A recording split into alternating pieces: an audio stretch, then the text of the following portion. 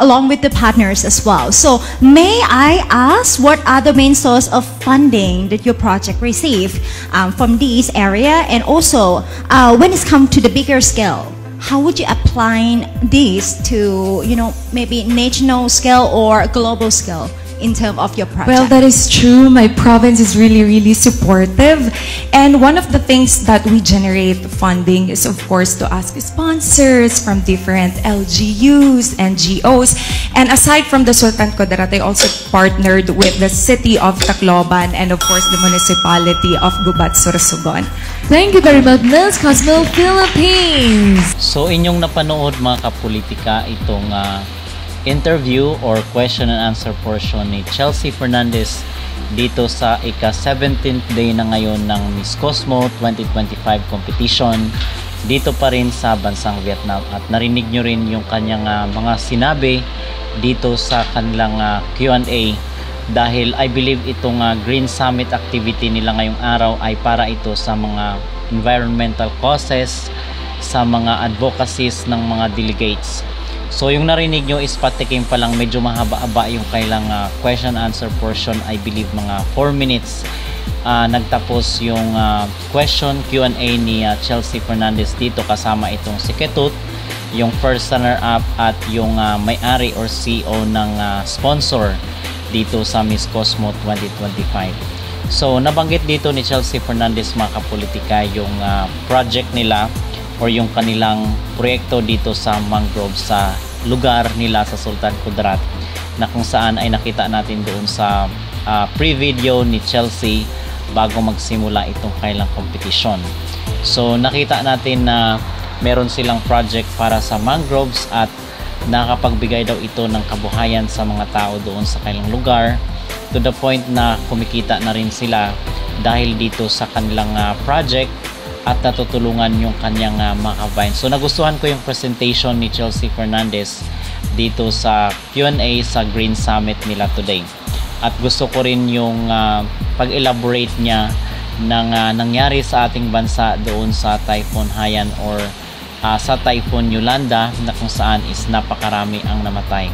At nakita nyo rin, napanood nyo mga kapolitika, na talagang pinalakpakan itong si Chelsea Fernandez at nanood talaga, nakinig talaga yung mga judges sa kanya dito sa pagtatanong kay Chelsea at yung support na nakukuha niya, massive support na nakukuha niya sa kanyang mga kabayan, most especially doon sa kanilang lugar sa Sultan Kudarat na suportado ng kailang local government unit.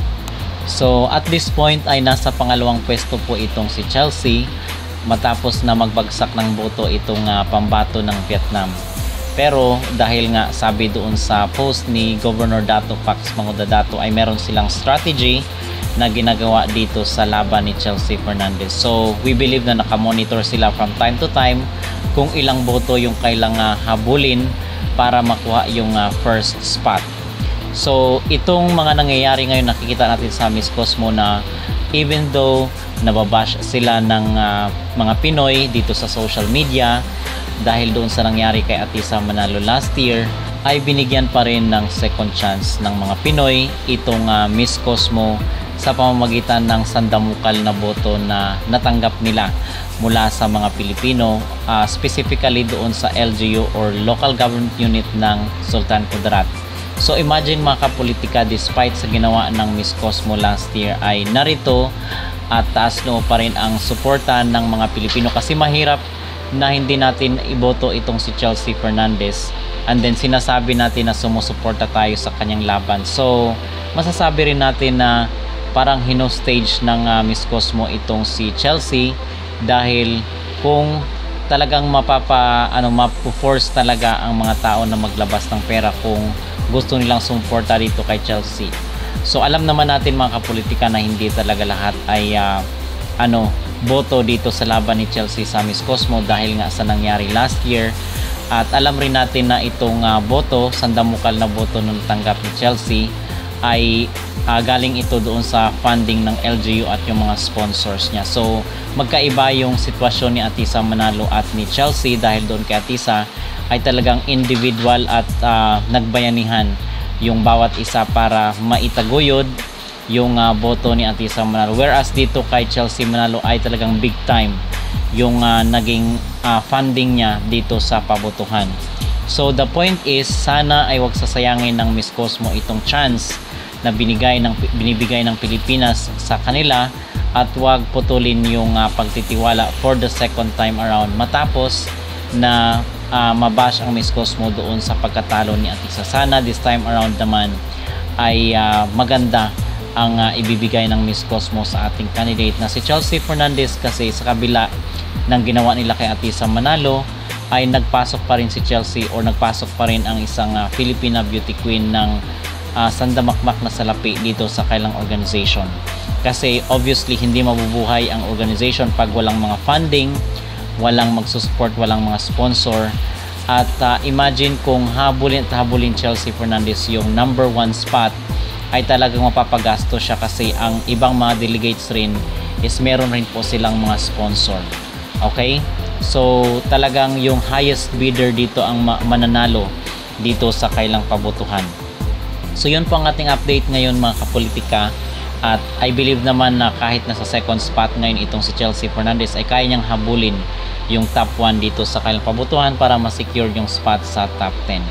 So ano po ang inyong mag-reaction dito sa question and answer portion ni Chelsea Fernandez, na kung saan ay nakita natin na talagang nakinig, nanood at nakafocus ang mga hurado dito sa mga sagot ni Chelsea Fernandez, na para bang sila ay natutulala sa kagandahan ni Chelsea Fernandez at kung gaano siya kagaling sumagot dito sa question and answer portion. Ano ang inyong magreaksyon mga kapolitika? Sa tingin nyo ba ay malakas ang maging laban ni Chelsea? Mag-comment down below at huwag kalimutang mag-like at mag-subscribe na rin kayo para updated kayo sa ating mga latest issue. At narito po ang kabuuan ng interview ni Chelsea Fernandez dito sa Miss Cosmo Green Summit, ika-17th day na ngayon ng kanilang kompetisyon. Stage Miss Cosmo Philippines! Magandang araw po sa lahat. Good morning everyone. I am Chelsea Fernandez and I'm representing the Philippines. Thank you. And in this Q&A round, would love to invite Ms. Tata to give the question. Mabuhay, Philippines! Okay, by the way, that video was awesome. But my question is, what measurable economic growth, such as fish catchings or increase of crab populations, that your mangrove area has generated ever since the start of the restoration? Well, a lot. But first of all, Philippines is a home to more than 7,000 beautiful islands. And in that beauty comes a reality of facing typhoons. We all know that natural disasters cannot be stopped, but the calamities that we are experiencing right now are intensified by extreme floodings and of course our apathy towards nature. And especially in the Philippines with our Ghost Project and our flood control program scandals, revealed the harsh truth. But my advocacy paradise of the mangroves began after one of the strongest typhoons ever recorded in history devastated my city, and it was Typhoon Haiyan.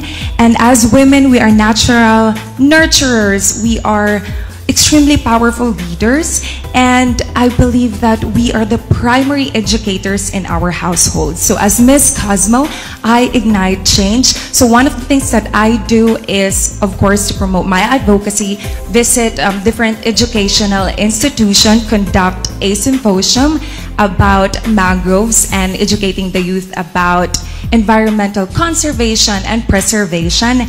And of course, I'm just so proud to say that the fish in our mangroves, especially in Libak municipality, in Libak province of Sultan Kudarat, created a lot of livelihoods. And with that, we generate funds and help a lot of vulnerable families and communities. So what we do is, after we raise that funds that came from the crabs that we sell, we bought a lot of seedlings and of course propagules. And one propagules in the Philippines cost 95 pesos. So after that, we created the plan in the Philippines that we should plant more than 5,000 propagules in 1 hectare. So it will cost us 475,000 in total, and of course more fertilizers that could cost 90 to 95,000 pesos. So I'm just so happy that these products that we are selling can also really help a lot of vulnerable families in the Philippines, and I hope that we could also create a lot of impact, not just in the Philippines, but to the whole world. So overall, mangroves can definitely help a lot of people.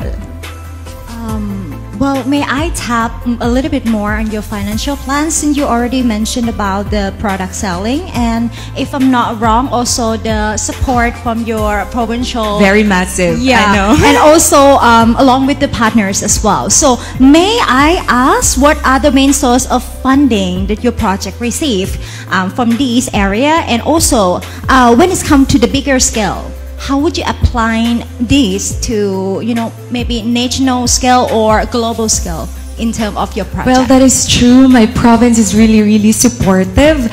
And one of the things that we generate funding is, of course, to ask sponsors from different LGUs, NGOs. And aside from the Sultan Kudarat, I also partnered with the city of Tacloban and, of course, the municipality of Gubat, Sorsogon. Thank you very much, Miss Cosmo Philippines.